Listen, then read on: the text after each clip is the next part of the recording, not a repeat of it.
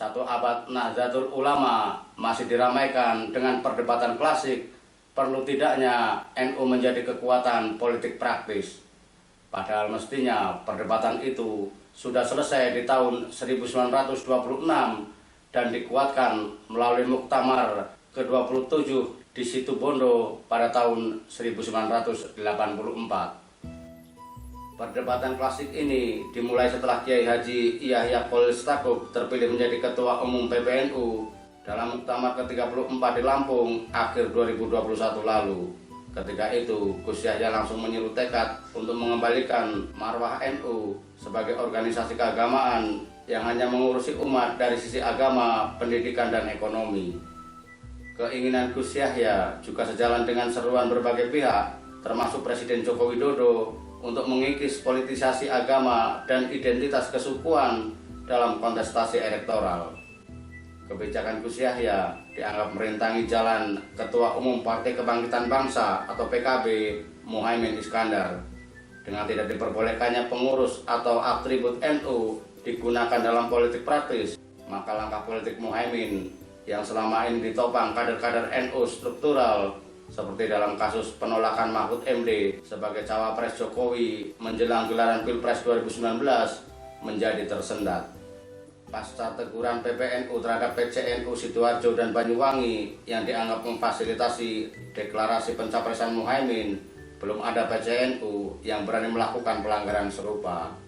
Terlebih setelah Muhaimin terang-terangan menabuh dalam tanda petik genderang perang, ungkapan NU kultural wajib ber-PKB, struktural sakarepmu menimbulkan luka bagi Nahdliyin yang masih menghormati Kiai dan dipastikan sulit disembuhkan.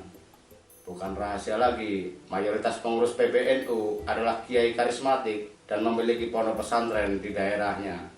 Mereka umumnya berada di posisi mustasyar atau penasehat dan suriah atau pembina yang memiliki rois am sebagai penentu arah kebijakan organisasi.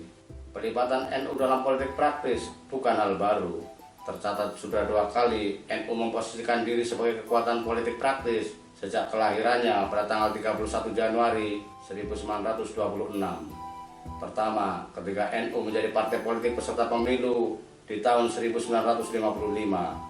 Saat itu, NU mampu berada di urutan ketiga dengan meraih dukungan sebesar 18,41% suara nasional atau 45 kursi DPR di bawah Partai Nasional Indonesia dan Partai Masyumi.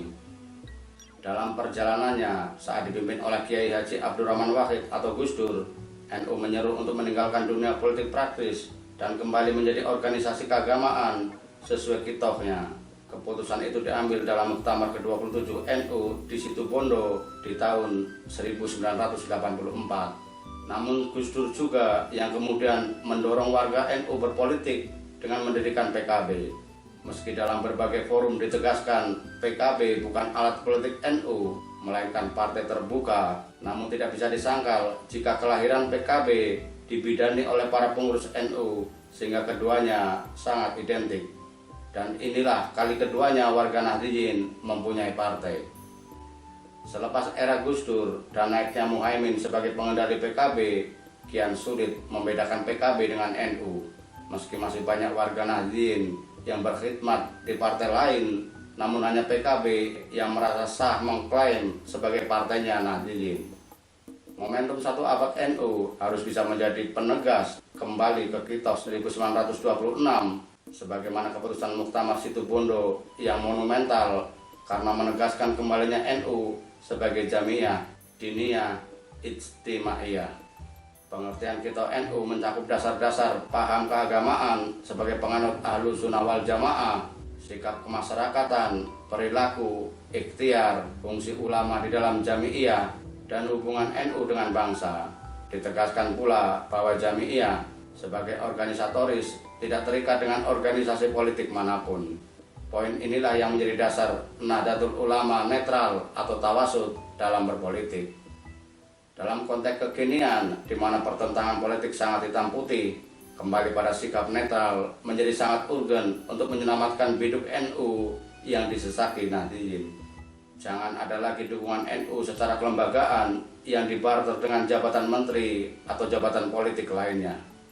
Sebab sosok yang ditunjuk untuk jabatan politik itu, sekalipun kader NU, belum tentu jabatannya bermanfaat bagi kemaslahatan umat. Belum tentu kebijakan dan program kerjanya benar-benar merepresentasikan kepentingan NU secara luas. Jangan-jangan dia justru ibarat buah semangka di mana luarnya hijau namun dalamnya merah, kuning, atau bahkan biru. Dukungan yang diberikan kepada pemerintah, pusat maupun daerah, harus senantiasa didasarkan pada kebijakan dan program kerjanya. Sekalipun ada 3 anggota kabinet berasal dari NU, namun jika kebijakan pemerintah merugikan Nahdliyin, NU harus berani mengkritisi dan bila perlu menolaknya secara tegas. Sebaliknya, sekalipun tidak ada kader NU yang duduk di kabinet, namun kebijakan yang dibuat pemerintah mengakomodir kepentingan Nahdliyin selaras dengan Kitab 26, maka NU pun harus jujur memberikan dukungan. Jika NU terjebak dalam satu partai politik, maka hal itu mustahil bisa dilakukan. Dalam beberapa kesempatan, PKB bahkan berani dalam tanda petik menjual NU ketika melakukan bargaining position dengan kekuatan politik lain. NU harus terus-menerus merawat umat, kebangsaan, dan keberagaman, di mana hal itu menjadi mustahil jika masih menjadi pendukung partai politik. Bagaimana mungkin berbicara kepentingan anak-anak bangsa secara keseluruhan, sementara pada saat yang sama, satu kakinya dirantai oleh partai politik. Tidak cukup hanya PKB untuk memperjuangkan pemberdayaan warga Nahdliyin yang sangat besar. Jangan sampai ketika PKB kalah dalam kontestasi politik, mayoritas Nahdliyin yang harus menderita. Jangan pula bendera NU dibawa-bawa ke dalam isu yang tidak ada hubungannya dengan kepentingan umat. Contohnya ketika Muhaimin menggelontorkan wacana penghapusan jabatan gubernur. Pada saat bersamaan, PKB mengeklaim sebagai representasi politik NU. Maka dengan mudah orang mengaitkan wacana tersebut sebagai aspirasi NU juga. Lebih baik kembali ke jargon lama, di mana NU tidak kemana-mana, namun kadernya ada di mana-mana. Selamat bersatu abad NU. Semoga terus menjadi obor bagi umat Islam, khususnya kaum Nahdliyin yang selaras dengan tema perayaan mendikdayakan Nahdlatul Ulama, menjemput abad kedua menuju kebangkitan baru.